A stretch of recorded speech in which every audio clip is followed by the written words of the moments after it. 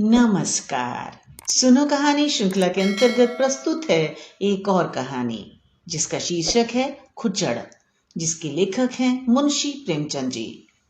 बाबू कुंदन लाल कचहरी से लौटे तो देखा कि उनकी पत्नी जी एक कुंजड़िन से कुछ साग भाजी ले रही हैं। कुंजड़िन पालक टके सिर कहती है वह 1.5 पैसे दे रही हैं। इस पर कई मिनट तक विवाद होता रहा। आखिर कुंजड़िन 1.5 ही पैसे पर राजी हो गई। अब तराजू और बाट का प्रश्न छिड़ा। दोनों बल्ले बराबर न थे। एक में पसंगा था, बाट भी पूरे न उतरते थे। पड़ोसिन के घर से सेर आया। साग तुल जाने के बाद अब घाटे का प्रश्न उठा। पत्नी जी और मांगती थी। कुंजड़िन कहती थी अब क्या सेर 2 सेर घाटे में ही ले लोगी बहू जी। खैर आधा घंटे में वह सौदा पूरा हुआ और कुंजड़िन फिर कभी न आने की धमकी देकर विदा हुई। कुंदन लाल खड़े खड़े यह तमाशा देखते रहे। कुंजड़िन के जाने के बाद पत्नी जी लोटे का पानी लाई तो आपने कहा आज तो तुमने जरा सा साग लेने में पूरे आधा घंटे लगा दिए। इतनी देर में तो 1500 का सौदा हो जाता। जरा जरा से साग के लिए इतनी ठाए ठाए करने से तुम्हारा सिर भी नहीं दुखता। रामेश्वरी ने कुछ लज्जित होकर कहा पैसे मुफ्त में तो नहीं आते। यह ठीक है, लेकिन समय का भी कुछ मूल्य है। इतनी देर में तुमने बड़ी मुश्किल से 1 धेले की बचत की। कुंजड़िन ने भी दिल में कहा होगा कहाँ की गवारिन है, अब शायद भूल कर भी इधर ना आए। तो फिर मुझसे तो यह नहीं हो सकता कि पैसे की जगह धेले का सौदा लेकर बैठ जाऊं। इतनी देर में तो तुमने कम से कम 10 पन्ने पड़े होते।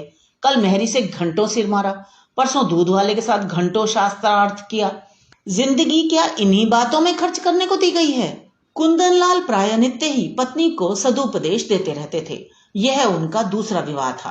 रामेश्वरी को आए अभी 2-3 महीने ही हुए थे। अब तक तो बड़ी ननद जी ऊपर के काम किया करती थी। रामेश्वरी की उनसे न पटी। उसको मालूम होता था यह मेरा सर्वस्व ही लुटाए देती है। आखिर वह चली गई। तब से रामेश्वरी ही घर की स्वामिनी है।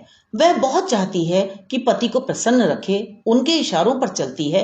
एक बार जो बात सुन लेती है गांठ बांध लेती है।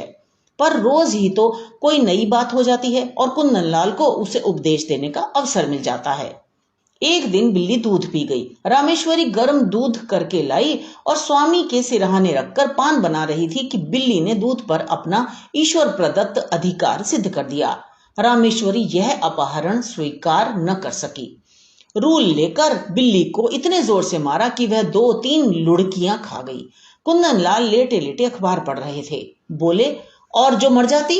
रामेश्वरी ने ढिठाई के साथ कहा तो मेरा दूध क्यों पी गई। उसे मारने से दूध मिल तो नहीं गया। जब कोई नुकसान कर देता है तो उस पर क्रोध आता ही है। न आना चाहिए। पशु के साथ आदमी भी क्यों पशु हो जाए। आदमी और पशु में इसके सिवा और क्या अंतर है। कुंदन लाल कई मिनट तक दया, विवेक और शांति की शिक्षा देते रहे। यहां तक कि बेचारी रामेश्वरी मारे ग्लानि के रो पड़ी। इसी भांति एक दिन रामेश्वरी ने एक भिक्षुक को दुत्कार दिया तो बाबू साहब ने फिर उपदेश देना शुरू किया। बोले तुमसे न उठा जाता हो तो लाओ मैं दे आऊं। गरीब को यौन न दुत्कारना चाहिए। रामेश्वरी ने त्योरियां चढ़ाते हुए कहा दिन भर तो तांता लगा रहता है, कोई कहां तक दौड़े। सारा देश भिखमंगों ही से भर गया है शायद। कुंदन लाल ने उपेक्षा के भाव से मुस्कुरा कर कहा उसी देश में तो तुम भी बसती हो। इतने भिखमंगे आ कहां से जाते हैं। ये सब काम क्यों नहीं करते। कोई आदमी इतना नीच नहीं होता जो काम मिलने पर भीख मांगे। हाँ, अपंग हो तो दूसरी बात है। अपंगों का भीख के सिवा और क्या सहारा हो सकता है। सरकार इनके लिए अनाथालय क्यों नहीं खुलवाती। जब स्वराज्य हो जाएगा तब शायद खुल जाए। अभी तो कोई आशा नहीं है, मगर स्वराज्य भी धर्म ही से आएगा। लाखों साधु सन्यासी पंडे पुजारी मुफ्त का माल उड़ाते हैं। क्या इतना धर्म काफी नहीं है। अगर इस धर्म में से स्वराज्य मिलता तो कब का मिल चुका होता। इसी धर्म का प्रसाद है कि हिंदू जाति अभी तक जीवित है, नहीं कब की रसातल पहुंच चुकी होती। रोम, यूनान, ईरान, सीरिया किसी का अब नाम निशान भी नहीं है। यह हिंदू जाति है जो अभी तक समय के क्रूर आघातों का सामना करती चली जाती है। आप समझते होंगे हिंदू जाति जीवित है। मैं तो उसे उसी दिन से मरा हुआ समझती हूं जिस दिन से वह अधीन हो गई। जीवन स्वाधीनता का नाम है, गुलामी तो मौत है। कुंदन लाल ने युवती को चकित नेत्रों से देखा। ऐसे विद्रोही विचार उसमें कहां से आ गए। देखने में तो वह बिल्कुल भोली थी, समझे कहीं सुन सुना लिया होगा। कठोर होकर बोले, क्या व्यर्थ का विवाद करती हो, लजाती तो नहीं, ऊपर से और बकबक करती हो। रामेश्वरी यह फटकार पाकर चुप हो गई। एक क्षण वहां खड़ी रही, फिर धीरे धीरे कमरे से चली गई। एक दिन कुंदन लाल ने कई मित्रों की दावत की। रामेश्वरी सवेरे से रसोई में घुसी तो शाम तक सिर न उठा सकी। उसे यह बेगार बुरी मालूम हो रही थी। अगर दोस्तों की दावत करनी थी तो खाना बनवाने का कोई प्रबंध क्यों नहीं किया, सारा बोझ उसी के सिर क्यों डाल दिया। उससे एक बार पूछ तो लिया होता कि दावत करूं या ना करूं। होता तब भी यही जो अब हो रहा था। वह दावत के प्रस्ताव का बड़ी खुशी से अनुमोदन करती, तब वह समझती दावत मैं कर रही हूं। अब वह समझ रही थी मुझसे बेगार ली जा रही है। खैर, भोजन तैयार हुआ, लोगों ने भोजन किया और चले गए, मगर मुंशी जी मुंह फुलाए बैठे हुए थे। रामेश्वरी ने कहा, तुम क्यों नहीं खा लेते, क्या अभी सवेरा है। बाबू साहब ने आंखें फाड़कर कहा, क्या खा लूं, यह खाना है या बैलों की सानी। रामेश्वरी के सिर से पांव तक आग लग गई। सारा दिन चूल्हे के सामने जली, उसका यह पुरस्कार। बोली, मुझसे जैसा हो सका बनाया, जो बात अपने बस की नहीं है उसके लिए क्या करती।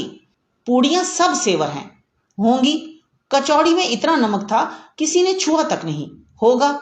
हलवा अच्छी तरह भुना नहीं, कचाइयां आ रही थी, आती होंगी। शोरबा इतना पतला था जैसे चाय, होगा।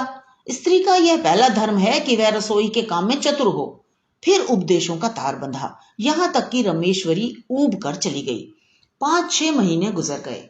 एक दिन कुंदन लाल के एक दूर के संबंधी उनसे मिलने आए। रामेश्वरी को ज्यों ही उनकी खबर मिली, जल पान के लिए मिठाई भेजी और मेहरी से कहला भेजा, आज यहीं भोजन कीजिएगा। वह महाशय फूले ना समाये, बोरिया बंधना लेकर पहुंच गए और डेरा डाल दिया। एक हफ्ता गुजर गया, आप टलने का नाम भी नहीं लेते। आओ भगत में कोई कमी होती तो शायद उन्हें कुछ चिंता होती, पर रामेश्वरी उनके सेवा सत्कार में जी जान से लगी हुई थी। फिर वह भला क्यों हटने लगे। एक दिन कुंदन लाल ने कहा, तुमने यह बुरा रोग पाला। रामेश्वरी ने चौंक कर पूछा, कैसा रोग। इन्हें टहला क्यों नहीं देती। मेरा क्या बिगाड़ रहे हैं, कम से कम 10 की रोज चपत दे रहे हैं, और अगर यही खातिरदारी रही तो शायद जीते जी टलेंगे भी नहीं। मुझसे तो यह नहीं हो सकता कि कोई 2-4 दिन के लिए आ जाए तो उसके सिर हो जाऊं। जब तक उनकी इच्छा हो रहें। ऐसे मुफ्तखोरों का सत्कार करना पाप है। अगर तुमने इतना सिर ना चढ़ाया होता तो अब तक लंबा हुआ होता। जब दिन में 3 बार भोजन और 50 बार पान मिलता है तो उसे कुत्ते ने काटा है जो अपने घर जाए। रोटी का चोर बनना तो अच्छा नहीं, कुपात्र और सुपात्र का विचार तो कर लेना चाहिए। ऐसे आलसियों को खिलाना पिलाना वास्तव में उन्हें जहर देना है। जहर से तो केवल प्राण निकल जाते हैं, यह खातिरदारी तो आत्मा का सर्वनाश कर देती है। अगर ये हजरत महीने भर भी यहाँ रह गए तो फिर जिंदगी भर के लिए बेकार हो जाएंगे, फिर इनसे कुछ ना होगा और इसका सारा दोष तुम्हारे सिर होगा। तर्क का तांता बंध गया, प्रमाणों की झड़ी लग गई। रामेश्वरी खिसिया कर चली गई। कुंदन लाल उससे कभी संतुष्ट भी हो सकते हैं, उनके उपदेशों की वर्षा कभी बंद भी हो सकती है, यह प्रश्न उसके मन में बार बार उठने लगा। एक दिन देहात से भैंस का ताजा घी आया। इधर महीनों से बाजार का घी खाते खाते नाक में दम हो रहा था। रामेश्वरी ने उसे खौलाया, उसमें लौंग डाली और कढ़ा से निकालकर एक मटकी में रख दिया। उसकी सौंधी सौंधी सुगंध से सारा घर महक रहा था। मेहरी चौका बर्तन करने आई तो उसने चाहा कि मटकी चौके से उठाकर छींके या आले पर रख दे, पर संयोग की बात, उसने मटकी उठाई तो वह उसके हाथ से छूटकर गिर पड़ी। सारा घी बह गया।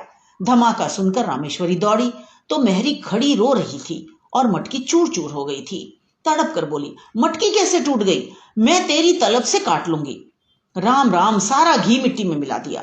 तेरी आंखें फूट गई थी क्या, या हाथों में दम नहीं था। इतनी दूर से मंगाया, इतनी मेहनत से गर्म किया, मगर एक बूंद भी गले के नीचे ना गया।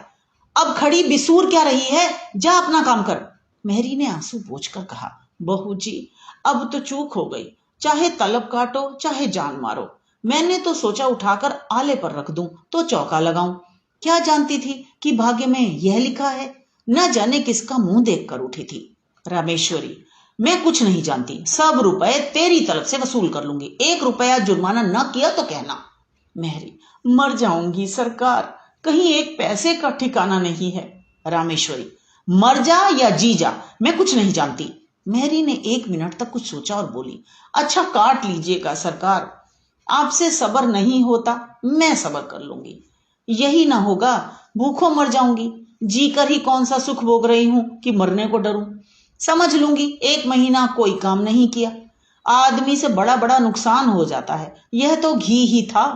रामेश्वरी को एक ही क्षण में मेहरी पर दया आ गई, बोली, तू भूखों मर जाएगी तो मेरा काम कौन करेगा? मेहरी, काम कराना होगा खिलाइएगा, ना काम कराना होगा भूखों मारिएगा। आज से आकर आप ही के द्वार पर सोया करूंगी। रामेश्वरी, सच कहती हूं, आज तूने बड़ा नुकसान कर डाला। मेहरी, मैं तो आप ही पछता रही हूं सरकार। रामेश्वरी, जा गोबर से चौका लीप दे, मटकी के टुकड़े दूर फेंक दे और बाजार से घी लेती आ। मेहरी ने खुश होकर चौका गोबर से लीपा और मटकी के टुकड़े बटोर रही थी कि कुंदनलाल आ गए और हांडी टूटी देखकर बोले, ये हांडी कैसे टूट गई? रामेश्वरी ने कहा, मेहरी उठाकर ऊपर रख रही थी, उसके हाथ से छूट पड़ी। कुंदनलाल ने चिल्लाकर कहा, तो सब घी बह गया? और क्या कुछ बच भी रहा? तुमने मेहरी से कुछ कहा नहीं?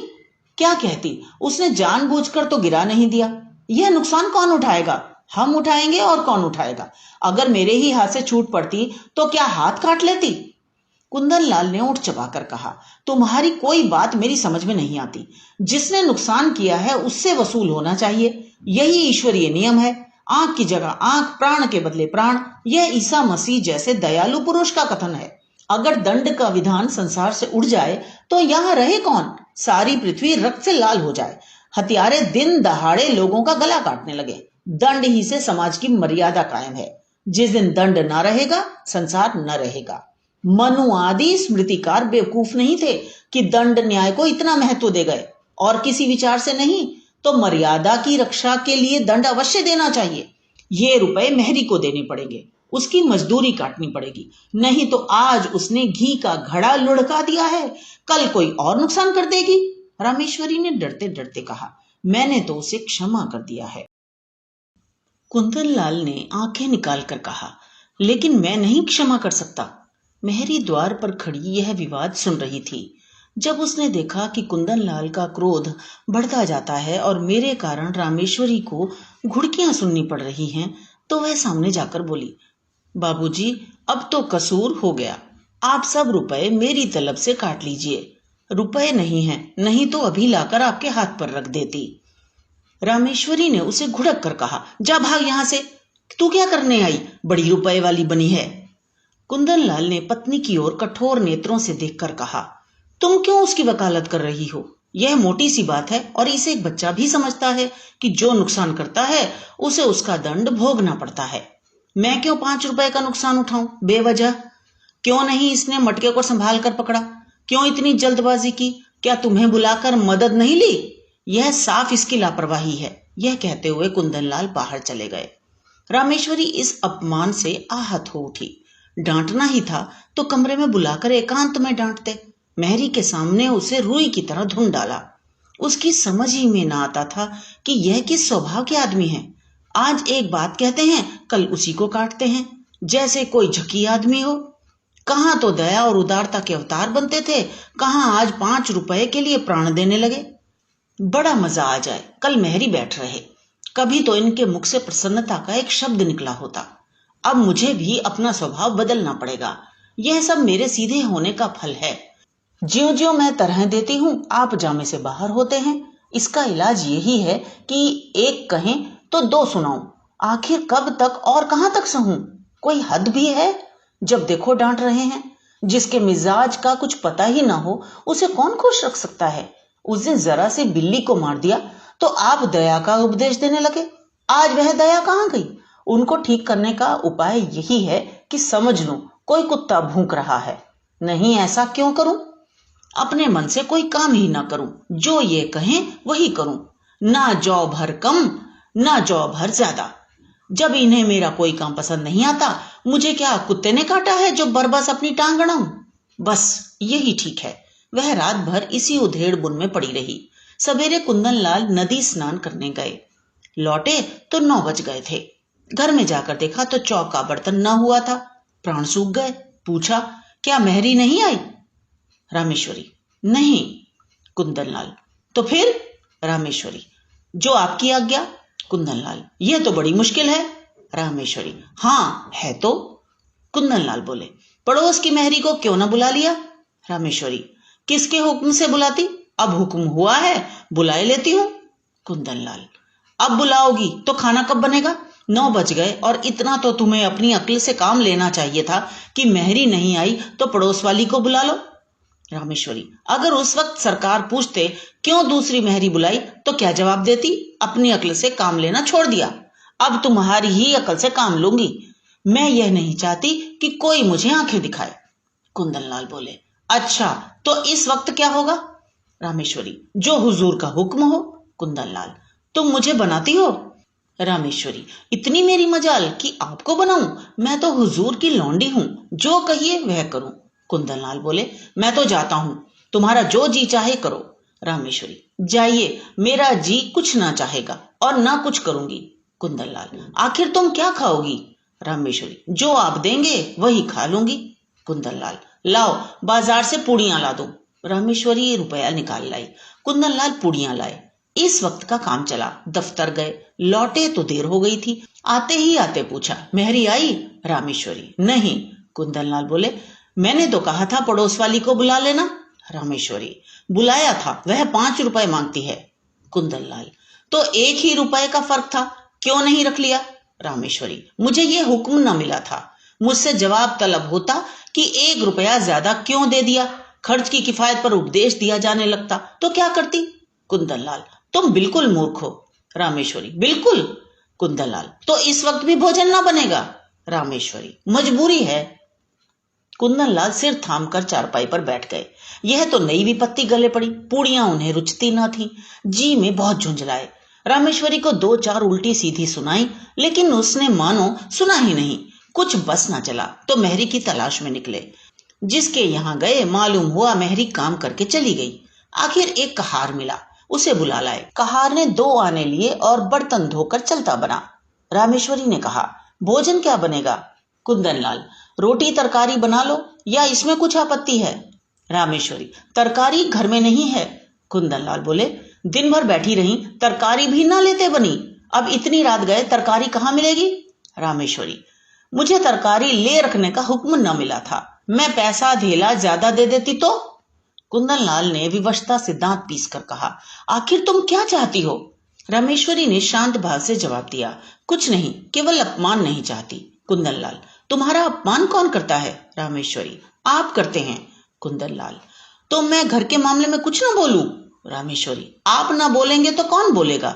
मैं तो केवल हुक्म की ताबेदार हूं। रात रोटी दाल पर कटी। दोनों आदमी लेटे। रामेश्वरी को तो तुरंत नींद आ गई। कुंदनलाल बड़ी देर तक करवटें बदलते रहे। अगर रामेश्वरी इस तरह सहयोग न करेगी तो एक दिन भी काम न चलेगा। आज ही बड़ी मुश्किल से भोजन बना। इसकी समझ ही उल्टी है। मैं तो समझाता हूँ, यह समझती है। डांट रहा हूँ, मुझसे बिना बोले रहा भी तो नहीं जाता। लेकिन अगर बोलने का यह नतीजा है तो फिर बोलना फिजूल है। नुकसान होगा बला से। ये तो ना होगा कि दफ्तर से आकर बाजार भागूं। मेहरी से रुपए वसूल करने की बात इसे बुरी लगी और थी भी बेजा। रुपए तो ना मिले, उल्टे मेहरी ने काम छोड़ दिया। रामेश्वरी को जगाकर बोले, कितना सोती हो तुम? रामेश्वरी, मजूरों को अच्छी नींद आती है। कुंदनलाल, चिढ़ाओ मत, मेहरी से रुपए न वसूल करना। रामेश्वरी, वह तो लिए खड़ी है शायद। कुंदनलाल बोले, उसे मालूम हो जाएगा तो काम करने आएगी। रामेश्वरी, अच्छी बात है, कहला भेजूंगी। कुंदनलाल बोले, आज से मैं कान पकड़ता हूं, तुम्हारे बीच में न बोलूंगा। रामेश्वरी, और जो मैं घर लुटा दूं तो? कुंदनलाल, लुटा दो, चाहे मिटा दो, मगर रूठो मत। अगर तुम किसी बात में मेरी सलाह पूछोगी तो दे दूंगा, वरना मुंह ना खोलूंगा। रामेश्वरी, मैं अपमान नहीं सह सकती। कुंदनलाल, इस भूल को क्षमा करो। रामेश्वरी, सच्चे दिल से कहते हो ना? कुंदनलाल, सच्चे दिल से। तो ये तो थी कहानी। मुझे आशा है आपको आनंद आया होगा। इसी तरह हमारे साथ जुड़े रहिए। तो मिलते हैं अगली कहानी में। धन्यवाद।